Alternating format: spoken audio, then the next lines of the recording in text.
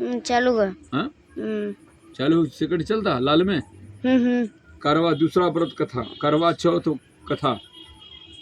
अति प्राचीन काल की बात है। एक बार पांडु पुत्र अर्जुन तप करने के लिए नीलगिरी पर्वत पर चले गए थे। इधर पांडवों पर अनेक मुसीबतें पहले से ही थी। इसे द्रौपदी के शोक विह्वल हो कृष्ण की आराधना की कृष्ण उपस्थित हुए और पूछा, कहो क्या कष्ट है तुम्हें। प्रभु द्रौपदी ने हाथ जोड़कर कहा, मुझे क्या कष्ट है, आप स्वयं जानते हैं। आप तो अंतर्यामी, मुझे कष्टों के बोझ से विह्वल कर दिया है। आप कोई ऐसा उपाय कीजिए जिससे इनको छुटकारा मिल सके। तुम्हारा प्रश्न अति उत्तम है द्रौपदी। कृष्ण मुस्कुराकर बोले, बोलो कृष्ण भगवान की जय, माता पार्वती की जय, गणेश भगवान की जय, शंकर भगवान की जय।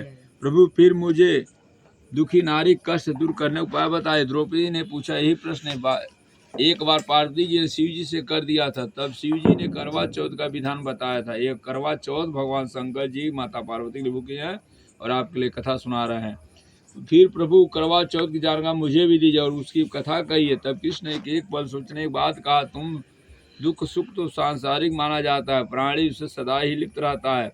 मैं तुम्हें अति उत्तम करवा चौथ व्रत की कथा सुनाता, इसे ध्यान से सुनो।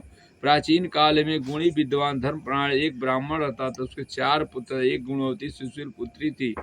पुत्री ने विवाहित होकर चतुर्थी व्रत किया, किंतु चंद्रोदय से पूर्व उसे क्षुधा से बाध्य कर दिया। इससे उसकी सने भाइयों ने छल से पीपल की आड़ में कृत्रिम चंद्रमा बनाकर दिखा दिया। लड़की ने अधर देख भोजन कर लिया। भोजन करने से उसकी पति हृदय गत बंद हो गई, हृदय रुक गई। इससे दुखी हो उसने अन्न जल त्याग दिया। उसी रात्रि में इंद्राणी भूविचरण करने आई। ब्राह्मण पुत्र ने उससे अपने दुख का कारण पूछा। इंद्राणी ने बताया, तुम्हें करवा चौथ व्रत में चंद्र दर्शन से पूर्व भोजन कर लेने से कष्ट मिला है।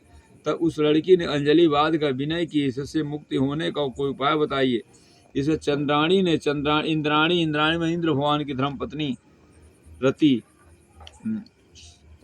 सची। इंद्राणी ने कहा, यदि तुम विधि पूर्वक अगली करवा चौथ का व्रत करोगी तुम्हारे पति पुनः जीवित हो जाएंगे। कन्या ने ऐसे करने का वचन दिया तो उसका पति स्तब्ध हो गया।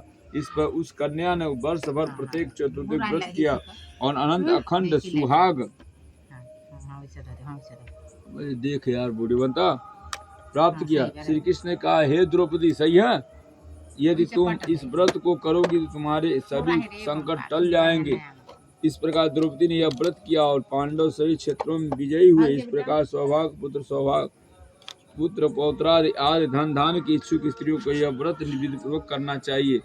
इस व्रत में भगवान